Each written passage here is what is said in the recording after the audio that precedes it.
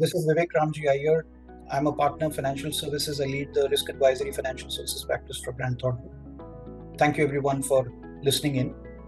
Some of the budget expectations from a BFSI standpoint that we actually see for the 2023 budget, while the expectations are many, there are a couple of thoughts that we have actually kind of put together just to ensure that the ask, while always a long list, we focus on some of the important parts. One of the first points that we could actually consider is the whole rationalization of tax rates for foreign banks, bringing them in line with the Indian private sector banks, because this would enable to build a very large amount of positive investment sentiment and attract more capital towards the country. The second piece that the government could actually look at is consolidation plan for the cooperative banks in the country. This will ensure that there is a lot of synergies, especially from the large number of cooperative banks that are there in place to actually fructify in the form of positive returns for each one of these banks. Open banking initiatives in the country through the NBFC account aggregator license structure that's already there in place could receive a great impetus with the whole finalization of the data privacy bill. So potentially putting in timelines for closure of the same could actually be useful, especially for promoting the open banking infrastructure within the country. Another expectation that we could positively in terms of have from the budget, and which should be important, is the whole rupee settlement of trade transactions. With the whole uncertainty in the world economy and the pressure on foreign exchange reserves, it might be useful to kind of explore various FTAs with different countries for the purpose of ensuring that we could actually bring in a greater amount of rupee settlement for the trade transactions. Synergies between GIFT City and the domestic tariff area. GIFT City is basically India's drive towards internationalization of the rupee. And as an experiment, greater the amount of synergies that we're able to build between GIFT City and the domestic tariff area, the greater will be the success of actually moving towards a capital account convertibility in the future. A directional input in the budget in this direction would help both the GIFT City regulators as well as the domestic regulators to work together in making this a reality.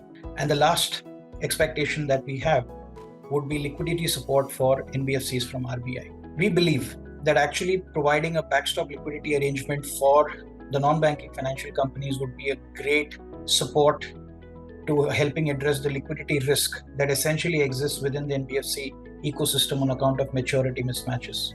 We have seen that any liquidity issues on the NBFCs have a cascading effect across the entire BFSI ecosystem.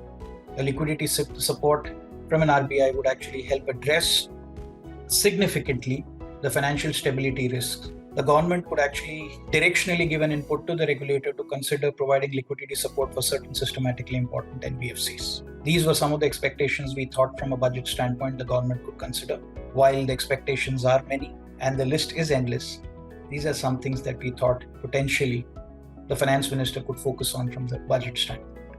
Globally, there is a big trust deficit in the crypto space. And as a result of that, there is a lot of push from a regulatory standpoint on building trust through governance.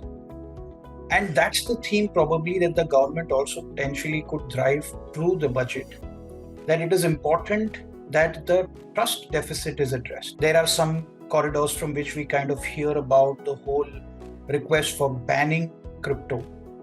And I think that is something that we should stay away from, because it's very important to ensure that innovation as a theme doesn't get questioned, which potentially the ban could do with respect to crypto.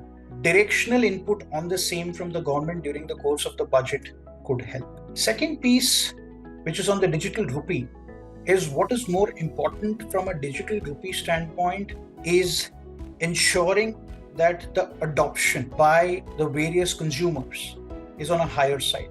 And I think projecting cybersecurity measures, financial literacy in that direction could potentially give a great impetus to the same. And I think that's what the focus directionally of the budget should be on the digital rupee as well. While the RBI during the course of its discussions has clearly mentioned as to how different a digital rupee is from UPI, communication of the same to the audience at a larger scale is something that could be useful and the budget could consider. Thank you.